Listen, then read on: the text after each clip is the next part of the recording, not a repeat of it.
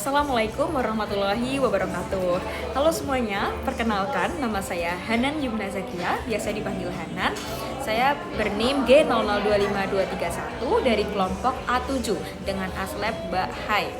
Baik, saya di sini akan mempresentasikan laporan anatomi saya tentang dinding abdomen, gester, dan appendix.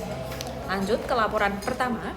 Jelaskan pembagian lapisan dinding abdomen anterolateral dan posterior. Jelaskan juga mengenai sistem otot yang ada di abdomen serta organ retroperitoneal dan intraperitoneal. Nah, yang pertama dinding abdomen anterolateral. Nah, di sini di lapisan pertama terdapat kulit. Selanjutnya terdapat fascia superficialis. Yang ada fascia Kemper dan scarpa. Nah, di fascia Kemper ini terdapat lemak-lemak. Kalau di scarpa terdapat membran yang tipis. Selanjutnya terdapat musculi et aponeurosis. Nah, untuk musculus yang flat muscle itu sebentar saya bukakan 3D-nya.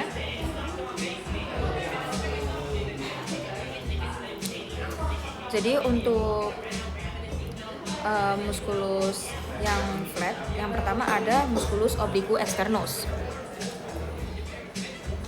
Nih, di sini ada musculus oblique externus abdominis. Nah, selanjutnya di lapisan selanjutnya ada ini adalah musculus oblique internus abdominis. Lalu di sini ada musculus transversus. Nah, di sini ada musculus yang vertikal, jadi dia seratnya vertikal. Nah, itu ada musculus rectus abdominus. Lalu juga terdapat musculus yang kecil ini seperti segitiga, namanya musculus pyramidalis. Nah, next, lanjutnya ada fascia transversalis. Lalu terdapat juga fascia extraperitonealis yang merupakan jaringan lemak. Dan terdapat peritoneum parietal. Ini untuk lapisan-lapisannya tadi, ada kulit dan ada muskulusnya gitu. Next,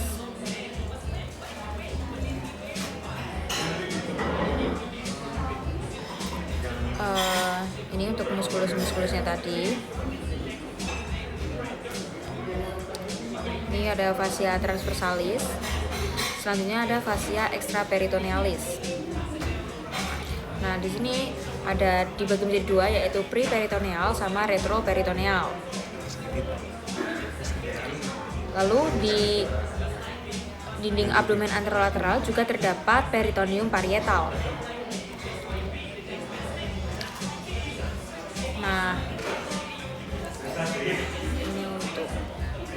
Nah, kita masuk ke organ intraperitoneal dan retroperitoneal. Jadi, organ intraperitoneal adalah organ yang seluruh permukaannya dilapisi oleh peritoneum. Nah, ada apa sih? Di antaranya ada gester, duodenum pars superior, jejunum, ileum, appendix vermiformis, colon transversum, colon sigmoid, cauda pancreas, lien, dan hepar. Baik, ini untuk organ retroperitoneal. Jadi kalau yang intra tadi kan seluruh permukaannya terlapisi. Nah, kalau organ retroperitoneal itu jadi organ retroperitoneal adalah organ yang sebagiannya aja yang dilapisi oleh peritoneum. Nah, itu di bagian anteriornya. Kita bisa singkat menjadi set Pucker. Nah, set Pucker apa sih? Yang S ada suprarenal gland. Selanjutnya A ada aorta, D duodenum kecuali superior, P pankreas kecuali pars cauda, U ada ureter, C ada colon ascendens et descendens, K ada kidney, selanjutnya E ada esophagus, dan R rectum.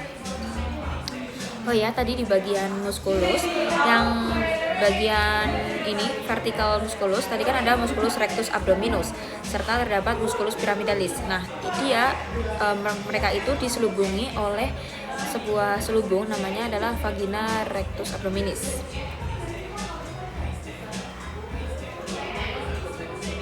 Next, kita masuk ke laporan 2. Nah, jelaskan anatomi gester beserta sphincter yang ada di gester. Baik, menurut pembagian 9 regio, dengan di sini ada garis-garis imajiner, yaitu terdapat linea medioclavicularis dexter et sinister, lalu terdapat linea subcostalis dan linea intertubercularis. Nah, gester ini terdapat di Pertama ada Hypochondriaca sinistra, lanjut ke regio umbilicalis dan lanjut ke regio epigastrica, lalu lanjut ke regio umbilicalis gitu. Lanjut.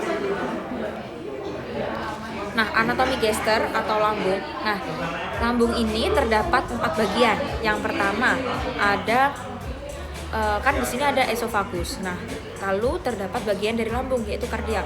Nah, di antara esofagus dan kardiak ini terdapat sebuah sphincter. Namanya adalah LES atau lower esophageal sphincter. Nah, dia itu berfungsinya untuk menutup biar yang ada di lambung tidak naik ke esofagus. Lanjut, terdapat fundus di sebelah sini. Lalu perbatasan antara kardia dengan fundus itu ada body atau korpus. Selanjutnya terdapat pilorus, dan di sebelah pilorus dengan duodenum perbatasannya itu juga ada sphincter, namanya musculus sphincter pylori. Lalu terdapat curvatura mayor di sebelah sini dan curvatura minor.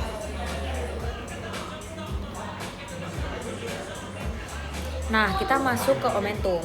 Jadi, omentum itu terdapat 2 jenis, yaitu omentum maius dan omentum minus. Seperti namanya, omentum maius berarti kan besar. Nah, bentuknya itu seperti tirai, dia melapisi dari intestinum tenum. Untuk gambar 3D-nya seperti ini.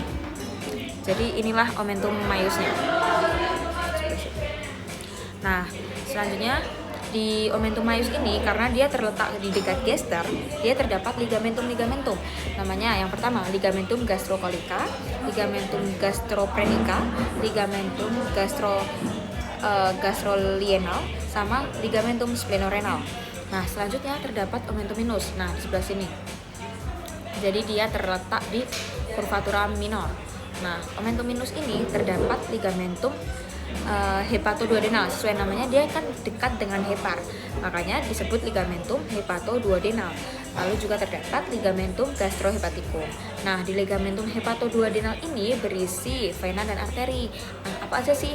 Vena porta hepatis, arteri hepatica propria, ductus choledocus, dan plexus hepaticus.